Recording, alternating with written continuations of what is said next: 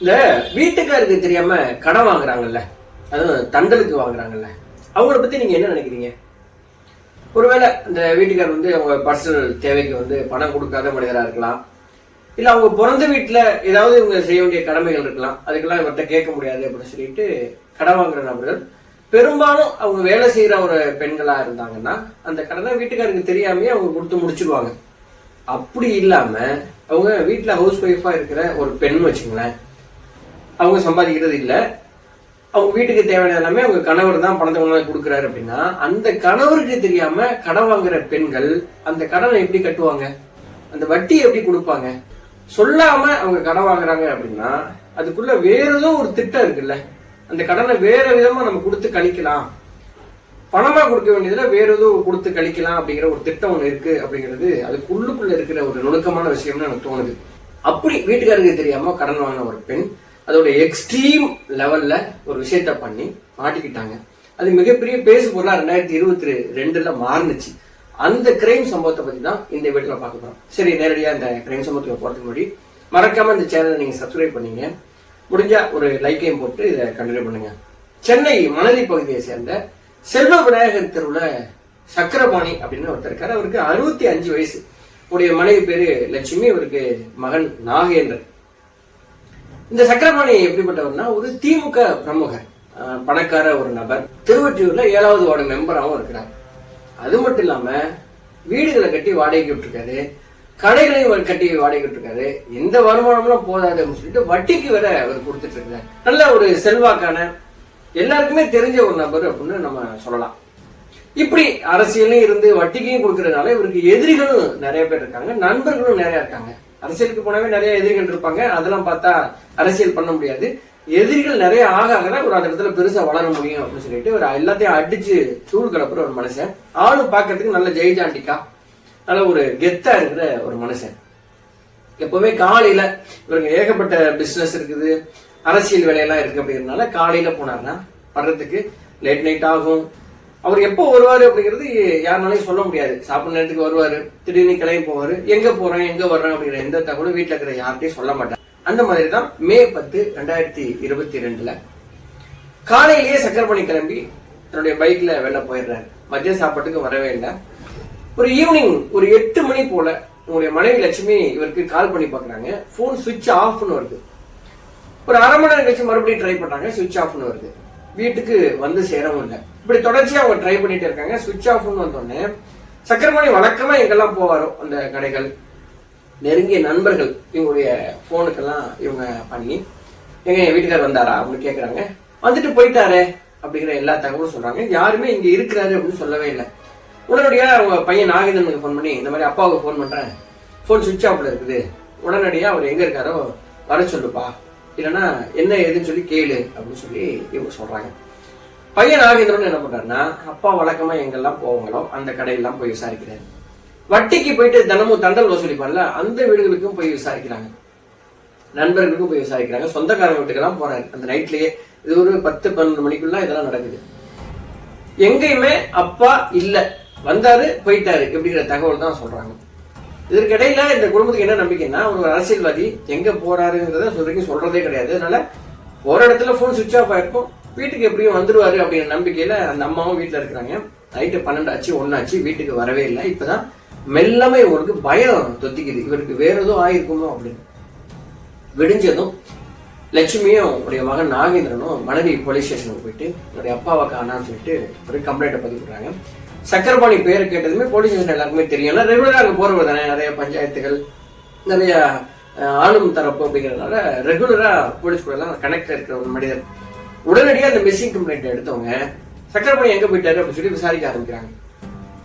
போலீஸோடைய கவனம்லாம் எப்படி இருக்குன்னா, இவர் ஒரு வளர்ந்து வரக்கூடிய ஒரு அரசியல் பிரமுகர், நல்லா சம்பாதிக்கிறாரு, அது மட்டும் இல்லாம வட்டிக்கு வேற விடுறாரு. அதனால ஒண்ணு அரசியல் எதிரிகள் இவருக்கு நிறைய இருக்கலாம், அவங்களால இவருக்கு ஆபத்து வந்திருக்கலாம். ரெண்டாவது, ஒரு வட்டிக்கு விடுறதுனால அந்த வட்டி கொடுக்க வேண்டிய குடுக்கல் வாங்கல் அந்த பிரச்சனை ரீதியா இவருக்கு ஏதாவது ஆபத்து வந்திருக்கலாம். இல்லைன்னா இவர்கிட்ட நிறைய பணம் இருக்கு அப்படின்னு தெரிஞ்ச யாரோ ஒருத்தர் இவரை கடத்தி வச்சுக்கிட்டு பணம் கேட்கலாம் அப்படிங்கிற ரீதியில விசாரிக்க ஆரம்பிக்கிறாங்க.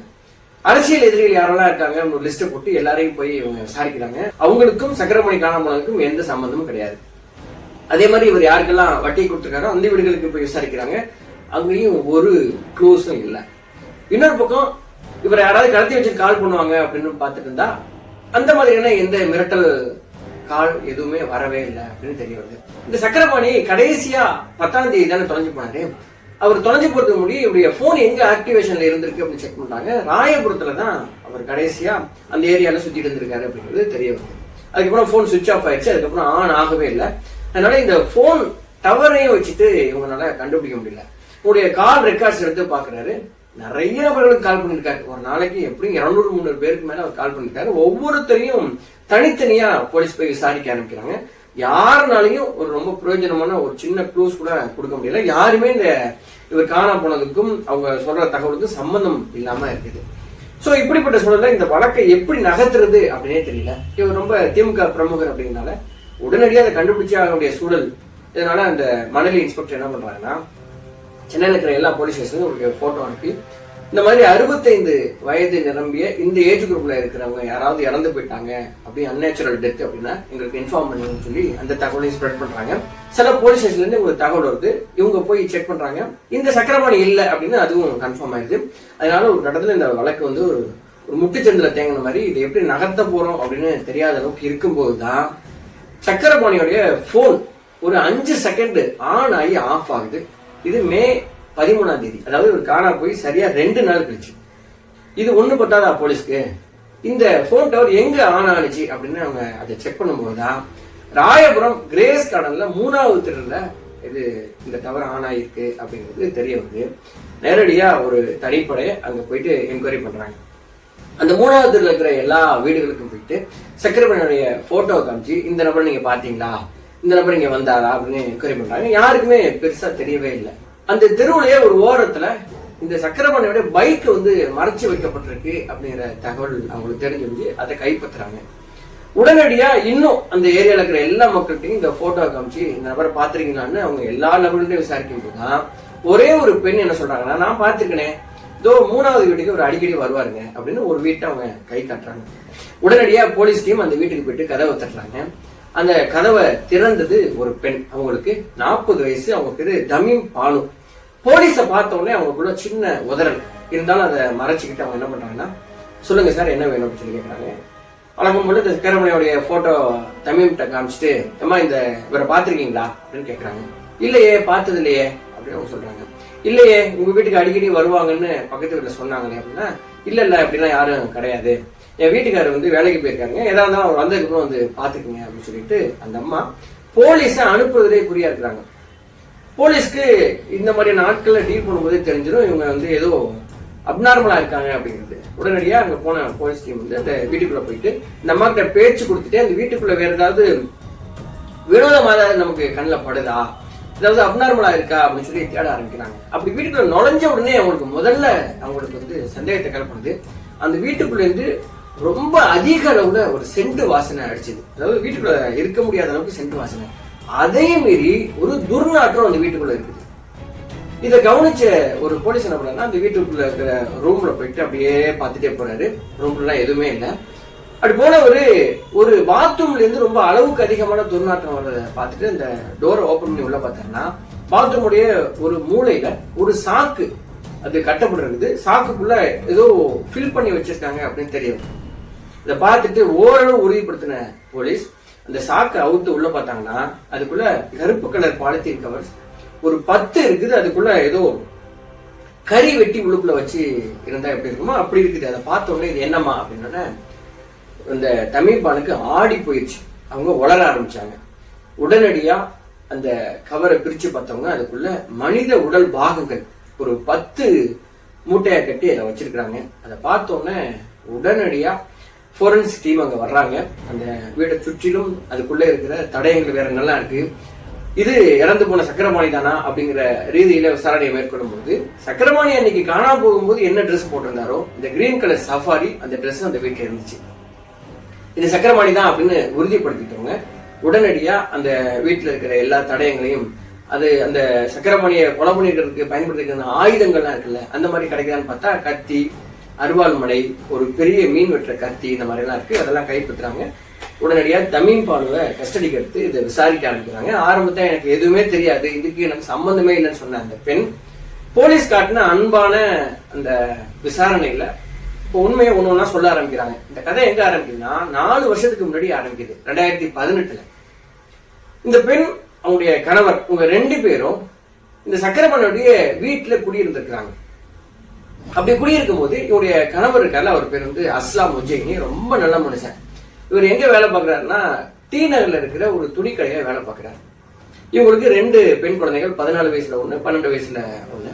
இந்த அஸ்லாம் வேலைக்கு போனாரு அப்படின்னா அவர் 1 வாரம் வரவே மாட்டாராம். பகலா வேலைக்கு போவாரு. 1 வாரத்துக்கு ஒரு தடவை வீட்டுக்கு வந்துட்டு பிள்ளைங்களை பார்த்துட்டு ஒய்ஃபை பார்த்துட்டு செலவுக்கு பணம் கொடுத்துட்டு மறுபடியும் வேலைக்கு போயிடுவார். அந்த மாதிரி பயங்கரமான உழைப்படி அந்த மனிதர். இப்படி போயிட்டு இருக்கும் போதும் அவங்களுக்கு வந்து பண பிரச்சனை இருந்துகிட்டே இருந்திருக்குது. அதனால இந்த தமீம் பானு என்ன பண்ணிருக்காங்கன்னா தன்னுடைய ஓனர் சக்கரபாணி நிறைய வட்டிக்கு பணம் கொடுக்குறாருன்னு தெரிஞ்சுக்கிட்டு அவர்கிட்ட பணம் வாங்கியிருக்காங்க. நான் வந்து இன்ட்ரோடக்ஷன்ல சொன்ன மாதிரி கணவருக்கு தெரியாமயே அவங்க பணம் வாங்கியிருக்காங்க. இவங்களுக்குன்னு எந்த வருமானமும் கிடையாது. வீட்டுக்காருக்கு தெரியாம பணம் வாங்கினா இவங்க எப்படி கொடுப்பாங்க? இப்போ தண்டல் வாங்குறதுக்காக தினமும் சக்கரபாணி இந்த தமீம்கிட்ட வந்து பணம் கேட்பாங்க. அப்படி பணம் கேட்கும் போதெல்லாம் இந்த பெண்கிட்ட பணம் இருந்தா கொடுக்க முடியும். அதனால இந்த கேட்கறது எப்படி நம்ம சரி பண்றது அப்படிங்கிறதுக்காக அவர்கிட்ட சிரிச்சு பேசுறதுன்னு அப்படி ஆரம்பிச்சது. ஒரு கட்டத்துல அவருக்கு வழங்கிருச்சு இந்த பெண் வந்து பணம் கொடுக்க மாட்டா, அதுக்கு பதிலா வேற ஏதோ ஒண்ணு கொடுப்பா அப்படின்னு சக்கரபாணிக்கு தெரிஞ்ச உடனே இது அப்படியே கள்ளக்காதலா மாறுது. எப்பெல்லாம் வட்டி வாங்கணும் வீட்டுக்கு வர்றாரோ அப்பெல்லாம் வட்டி கொடுக்க முடியாதுன்னு தன்னுடைய உடலையே கொடுக்க ஆரம்பிச்சாங்க அந்த தமீம் பானு. இப்படி 1 வருஷம் அவங்க கள்ளக்காதல் போயிட்டே இருக்குது. உண்மையிலேயே அஸ்லாமுக்கு இந்த விஷயம் தெரியவே தெரியாது. வாரத்துக்கு ஒருத்தர் வருவாரு, பணம் கொடுப்பாரு, அவர் போயிடுவாரு. அவர் போய் அங்க கஷ்டப்பட்டு வேலை பார்க்குது. இந்த பெண் வந்து வீட்டுல இப்படி பண்ணிட்டே இருந்திருக்காங்க. இப்படி 1 வருஷம் போன உடனே இந்த வட்டி அதிகமாயிட்டு இருக்குது, அசலும் கொடுக்க முடியல அப்படின்றதுனால தமீம் பானு ஒரு ஐடியா பண்றாங்க. எங்க இந்த வீடு சரியில்லை, நம்ம இங்க இருந்து வேற ஏரியாவுக்கு ஷிஃப்ட் ஆயிடும். என் தம்பி வந்து ராயபுரத்துல இருக்கான், அவன் வீட்டுக்கு மேலேயே ஒரு குறைந்த வாடகையில ஒரு வீடு வந்துருக்குது, அங்க போயிடும் சொன்னோடனே ஓனருக்கு தெரியாம மூட்டை முடிச்சு கட்டிட்டு ஒரு நாள் அப்படியே குடும்பமா ஷிஃப்ட் ஆகி அங்க போயிடுறாங்க. ராயபுரத்துல கிரேஸ் கார்டன்ல அந்த 3வது தெருல தமீம் பானுடைய தம்பி வாசிம் பாஷா, அவருக்கு 35 வயசு, அவர் இருந்த அந்த வீட்டுக்கு மேல இருக்கிற மாடிக்கு இவங்க குடி வந்தாங்க. அதுக்கப்புறம் சக்கரபாணி எங்கடா அந்த வீட்டுல இருந்த அந்த பொண்ணை காணா அப்படின்னு தேடி வந்தபோது வீடை காலி பண்ணி போயிட்டாங்க. அதுக்கப்புறம் 3 வருஷம் சக்கரபாணி இந்த பெண் எங்க இருக்காங்கன்னு தேடிக்கிட்டே இருந்திருக்க, கண்டுபிடிக்கவே முடியல. இந்த 3 வருஷத்துல தமீம் பானு என்ன பண்ணிருக்காங்க அப்படின்னா ஒருத்தட்ட கடன் வாங்கினாங்க, அவர் ரொம்ப நெருக்கடி கொடுத்துறாரு. அதனால அவர் கூட சேர்ந்து பாலியல் உறவு வச்சுக்க வேண்டிய தேவை வந்துருச்சு. அதனால இந்த பொண்ணு ரொம்ப நல்ல பொண்ணுன்னு இது வரைக்கும் நமக்கு ஒரு நினைப்பு இருந்துச்சுல. ராயபுரத்துக்கு வாடகைக்கு வந்தது பெண்ணு அந்த வீட்டுல கீழே 29 வயசு பையன், அவன் வந்து டெல்லி பாபு, அவர் ஒரு ஆட்டோ டிரைவர். அந்த ஆட்டோ டிரைவர் கூட கள்ளக்காதல் வச்சுக்க ஆரம்பிச்சு அவங்க 2 பேருக்குமே கனெக்ஷன் போயிட்டே இருக்குது. அப்பயும் இந்த வீட்டுக்காருக்கு தெரியல. இவங்களுக்கு 40 வயசு தமீம் பானுக்கு 29 வயசு பையன் கூட சேர்ந்து பயங்கரமா உல்லாசமா அப்படி இருந்துகிட்டே இருந்திருக்காங்க. சக்கரபாணி தேடிட்டே இருந்தவருக்கு ராயபுரத்துல தமீம் பானு இருக்காங்க அப்படின்னு யார் மூலமா தகவல் தெரிஞ்சு நேரடியா தேடி வந்து இந்த பெண்ணிட்ட வந்து என்னையா ஏமாத்துற, நீ வந்து ஒண்ணு பணம் கொடு, இல்லைன்னா தினமும் என் கூட வந்து நீ டைம் ஸ்பெண்ட் பண்ணு அப்படின்னு சொல்லிட்டு தினமும் வீட்டுக்கு வந்துட்டு இந்த பெண் கூட அவர் பாலியல் உறவு வச்சுக்க ஆரம்பிச்சிருக்காரு. இப்படி போயிட்டே இருக்கும்போதுதான் தமீம் பானு 2 பேரும் மெட்டம் பண்ணிருக்காங்க. இந்த சக்கரபாணி, இன்னொரு பக்கம் ஆட்டோ டிரைவர் டெல்லி பாபு. தன்னுடைய வீட்டுக்காருக்கு தெரியாம இந்த உறவு போயிட்டே இருக்குது. அதே மாதிரிதான் மே 10 அன்னைக்கு வீட்டை விட்டு காலைல கிளம்புன இந்த சக்கரபாணி தன்னுடைய அரசியல் வேலை, கடைகளுக்குள்ள போறது எல்லாம் போயிட்டு ஈவினிங் 8 மணிக்கு ஃபுல்லா மது அருந்திட்டு தமீம் பானு வீட்டுக்கு நேரா வந்து கதவை தட்டியிருக்காரு.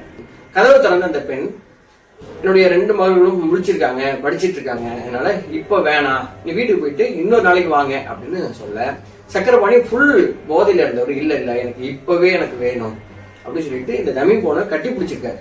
கட்டி பிடிச்சதும் தன்னுடைய மகள்கள் பார்த்துட்டு இருக்காங்க அப்படின்னு பதட்டமான தமீம் பானு அவர் பிடிச்சி வெளியில தள்ளி பயங்கரமா சண்டை போட்டிருக்காங்க. இந்த சத்தத்தை கேட்டு கீழ் வீட்டுல குடியிருந்த தம்பி வாசிம் பாஷா மேல ஒடியாதான் வந்துட்டு கண்ணுக்கு முன்னாடி இந்த மாதிரி தன்னுடைய அக்காவை சக்கரபாணி கட்டுப்பிடிச்சு பெரிய ரகலை பண்ணிட்டு இருக்கான் அப்படின்னு தெரிஞ்சோடனே வீட்டுக்குள்ள உள்ள தள்ளி இவனை இதுக்கப்புறம் உயிரோட விடக்கூடாது, உயிரோட விட்டோம்னா நமக்கு எல்லாம் பெரிய அசிங்கம், நம்ம கொன்றுவோம் அப்படின்னு சொல்லிட்டு என்ன பண்றாங்கன்னா வீட்டுல இருந்த அறிவால் தமீம் பானு அரிவாமனை எடுத்துக்கிறாங்க. 2 பேரும் சராமரியா வெட்டுறாங்க. ஒரு 5 நிமிஷத்துல வெட்டின வெட்டில ஃபுல்லா ப்ளீட் ஆகி அதனால அங்கேயே இறந்து போறான். இறந்து போன உடனே ஓகே இது எப்படி டிஸ்போஸ் பண்றது அப்படின்னு அக்காவும் தம்பியும் உட்காந்து பேசுறாங்க. இந்த வாசிம் பாஷா ஒரு மீன் கடையில வேலை பாக்குறவன். அதனால அவன் என்ன சொல்றான் அப்படின்னா, முதல்ல தலையை வெட்டிடணும், அதுக்கப்புறம் இந்த பாடியை வீட்டுல வச்சிருக்கும் போது முதல்ல கெட்டு போய் ஸ்மெல் வந்து நம்மள காட்டி கொடுக்கும் அப்படின்னா குடல் தான் காட்டி கொடுக்கும். அதனால குடலையும் கிளீன் பண்ணி தலையையும் குடலையும் மட்டும் ஃபர்ஸ்ட் நம்ம தூக்கி வீசிடுவோம், அதுக்கப்புறம் பாடியை என்ன பண்ணணும்னு நம்ம முடிவு பண்ணுவோம் அப்படின்னு சொல்றாங்க. வீட்டுல இருக்கிற அதே அறிவாளை வச்சுட்டு தலையை வெட்டி எடுக்கிறான். உடைய பாடியில இருந்து உடைய குடல் பகுதியெல்லாம் எடுத்து ரெண்டையும் தனி பார்சலா கட்டி, அதுக்கப்புறம் கீழே இருந்த இந்த டெல்லி பாபு அவரை கூப்பிட்டு எனக்கு உதவி பண்ணு அப்படின்னு சொன்னோன்னே, அவனை ஆல்ரெடி கள்ளக்காதல இருக்கிறவன் தானே, அவன் தன்னுடைய ஆட்டோல இந்த வாசிம் பாஷா அழைச்சிட்டு போறான். குடல் இருந்த கவர் இருக்குல்ல, அத காசிமேட்ல இருக்கிற மீன் பிடிக்கிற துறைமுகத்துல ஃபைபர் போட்ல நிறுத்துவாங்களாம், அந்த இடத்துல கொண்டு போய் குடலை போட்டாலாம். தலை பகுதியை எடுத்துட்டு அடையாறு மலர் ஹாஸ்பிட்டலுக்கு ஆப்போசிட்ல இருக்கிற ஆத்துல கல்ல கட்டி அது மேல தூக்கி போட்டு வந்துடுறாங்க. அதுக்கப்புறம் அந்த உடல் வந்து வீட்டுக்குள்ளேயே, தலை இல்லாத உடல் வீட்டுக்குள்ளேயே ஒரு நாள் ஃபுல்லா இருக்குது. இந்த 3 பேர் சேர்ந்து என்ன பண்ணலான்னு பிளான் பண்றாங்க. அடுத்த நாள் மார்க்கெட்ல போயிட்டு மீன் வெட்டுற பெரிய கத்திய வாங்கிட்டு வர்றான் வாசிம் பாஷா. பாத்ரூம்ல கொண்டு போய் வச்சு 10 துண்டு, கை, நெஞ்சு பகுதி, தொடை பகுதி, காலை வச்சுட்டு 10 துண்டா வெட்டி அத 10 கருப்பு கலர் பாலித்தீன் கவர்ல கட்டி, அந்த ஒவ்வொரு பாலித்தீன் கவரையும் சாக்கு முட்டையில கட்டி, அதுல இருந்து ஏதாவது தண்ணி வடிஞ்சதுன்னா பாத்ரூம்ல போயிட்டோம் அப்படின்னு சொல்லிட்டு பாத்ரூம்குள்ள இழுத்து கொண்டு போய் மூட்டையை வச்சிடறான். வீடு ஃபுல்லா ரத்த சகதியா இருந்தது. தமிழ்பானு கிளீன் பண்றாங்க. கிளீன் பண்ணது மட்டும் இல்லாம எப்படியும் மனித உடல் அப்படிங்கறனால ஸ்மெல் வரும்னு சொல்லிட்டு வாசிம் பாஷா போயிட்டு, வாசிம் பாஷாவும் இந்த டெல்லி பாபுவும் சென்ட் வாங்கிட்டு வந்து வீடு ஃபுல்லா அடிச்சு விடுறாங்க. இந்த எந்த விஷயத்திலும் இந்த குழந்தைங்களுக்கு தெரியாது. இதுல என்ன பெரிய கொடுமைன்னா, இப்படி கள்ள தொடர்பு வச்சிருந்ததும், இப்படி ஒருத்தர் கொலை பண்ணதும், டிஸ்போஸ் பண்ணது வரைக்கும் உடைய கணவருக்கு எதுவுமே தெரியாது. அந்த மனுஷன் பாட்டுக்கு டீனர்ல வேலை பார்த்துட்டு தெரியாது. இப்படியே போயிட்டு இருக்கும்போது தான் சக்கரபாணியை காணான்னு சொல்லிட்டு அவங்க பையனும் அவங்க ஒய்ஃபும் போய் கம்ப்ளைண்ட் கொடுத்துறாங்க. இதுக்கிடையில சக்கரபாணியுடைய போனை சுவிட்ச் ஆஃப் பண்ணி வீட்டுல வச்சிருந்திருக்காங்க. இந்த வாசிம் பாஷா என்ன பண்றாங்கன்னா, அவசரப்பட்டு சக்கரபாணியுடைய போனை ஆன் பண்ணி, ஆன் பண்ண உடனே தமிழ் பண்ணு உடனடியே ஆஃப் பண்ணி இதை வச்சு போலீஸ் கண்டுபிடிச்சிருக்காங்கன்னு சொன்னாங்க. இம்மிடியா ஆஃபும் பண்ணிடுறான். ஒரு 5 செகண்ட்ல அப்படி ஆன் ஆன இந்த செயல் தான் இவங்க மாட்டிக்கிறதுக்கு காரணமா இருந்துச்சு. இல்லைன்னா அவங்க மாட்டிக்கவே மாட்டாங்க. போலீஸ் இந்த எல்லா விவரங்களையும் தமிழ் பானு போலீஸ சொன்னதும், அதுக்கப்புறம் டெல்லி பாபு, வாசிம் பாஷா இவங்க எல்லாருமே கைது பண்றாங்க. இந்த தலை இருந்ததான் ஒரு கேஸ வந்து முடிக்க முடியும் அப்படின்னால இவங்க தலையை போட்டாங்கல்ல ஒரு பகுதி அடையாற்றுல, அந்த இடத்துக்கு போயிட்டு தீயணைப்பு துறை, மெரினா மீட்பு படை இவங்க வீரர்கள்லாம் வந்து கூவம் ஆற்றுக்குள்ள போயிட்டு தேடி தேடி தேடி பாக்குறாங்க. தலையை கண்டுபிடிக்கவே முடியல, கடைசி வரைக்கும் கண்டுபிடிக்க முடியல. அதுக்கப்புறம் 50 நாள் கழிச்சு இதுக்கப்புறம் தலையை கண்டுபிடிக்கிறது ரொம்ப கஷ்டம் அப்படின்னு சொல்லிட்டு டிஎன்ஏ வச்சு இது சக்கரபாணியுடைய உடல் தான் அப்படின்னு உறுதிப்படுத்திட்டு, அதுக்கப்புறம் தலை இல்லாத உடலை நாகேந்திரன் லட்சுமி கிட்ட ஒப்படைக்கிறாங்க. அந்த தலையில்லாத உடலை வச்சுதான் அவங்க இறுதி சடங்கெல்லாம் செய்யறாங்க. இந்த 3 பேரும், அதாவது தமிழ் பானு, வாசிம் பாஷா, டெல்லி பாபு 3 பேரும் இப்போ ஜெயில இருக்காங்க. இந்த வழக்கு நடந்துட்டு இருக்குது, இன்னும் தீர்ப்பு வரல. சோ இப்படியா இந்த வழக்கு வந்து முடிஞ்சது. இந்த வழக்கை பொறுத்தவரை அப்பாவி யாரு அப்படின்னா 2 குழந்தைகள் அப்பாவி, அந்த 2 மகள்கள் பாவம். ஆனா இதை விட பெரிய அப்பாவி யாருன்னா, தன்னுடைய மனைவிக்கு இப்படி கடன் வாங்குற பழக்கம் இருக்கு, அந்த கடனை கொடுக்கறதுக்காக தன்னையே வட்டிக்கு பதிலாக கொடுக்கிற பழக்கம் இருக்கு, தன்னை விட 25 வயசு அதிகமா இருக்கிற ஒரு வயசான நபர் கூடயும் கள்ளக்காதல் வச்சிருக்கு இந்த பெண்ணு, தன்னை விட 20 வயசு கம்மியா இருக்கிற ஒரு வாலிபர் கூடயும் கள்ளக்காதல் வச்சிருக்கு இந்த பெண். அப்ப இந்த பெண் எவ்வளவு ஒரு மோசமான பெண். தன்னுடைய பொண்டாட்டி பிள்ளை நல்லா இருக்கணும், அவங்க கஷ்டப்படக்கூடாது அப்படிங்கிறதுனால ஒரு மனுஷன் டீ நகர்ல போயிட்டு பாதையோரத்தில் இருக்கிற கடையில வேலை செஞ்சு வாரத்துக்கு ஒருத்தருப்ப பணத்தை கொண்டாந்து கொடுத்துட்டு அவங்களாவது சுகமா இருக்கணும் அப்படிங்கிறதுக்காக வீட்டை விட்டுட்டு தெருவில் இருந்த ஒரு மனிதர் இன்னைக்கு அவருடைய மனைவி இழந்து, மரியாதை இழந்து, 2 குழந்தைகளை வச்சுட்டு அவர் என்ன பண்ண போறாரு தெரியல. அவ்வளவு பெரிய பரிதாபமா இருக்குது அவருடைய நிலைமை நினைச்சா. ஒரு பக்கம் நம்ம எப்படி யோசிச்சாலும் வீட்டுல மனைவி இருக்காங்க, 2 பெண் குழந்தைகள் இருக்காங்க. பணத்தை தாண்டி இதோடைய மனைவிக்கு மற்ற விஷயங்களும் தேவைப்படும் இல்லையா, அதெல்லாம் அந்த கணவன் பூர்த்தி செஞ்சானா? ஏன்னா இந்த தமிழ் பானு விசாரணையில சொல்லியிருக்காங்க, என் கணவர் வந்து எப்பயாவது தான் வருவாரு, நான் தனிமையில இருந்தேன், அதனாலதான் நான் அந்த மாதிரி கள்ளக்காதல் வச்சுக்க வேண்டியது இருக்குன்னு அவங்க அதை பதிவு பண்ணியிருக்காங்க. அதனால அந்த ரீதியில இந்த அவங்க கணவர் வந்து சரியா ஒரு கணவனா நடந்துகிட்டாரா அப்படிங்கிற கேள்வியும் எனக்கு இருக்கு. சோ இது என்னுடைய பார்வை. இந்த கேஸ் பத்தி நீங்க என்ன நினைக்கிறீங்க அப்படிங்கிறத பதிவு பண்ணுங்க. மறக்காம இந்த சேனல் நீங்க சப்ஸ்கிரைப் பண்ணுங்க. நம்ம தொடர்ச்சியாக இணைந்திருப்போம். முடிஞ்சா அதை லைக்கும் பண்ணிக்கங்க. நான் உங்கள் அரசஜா. நன்றி, வணக்கம்.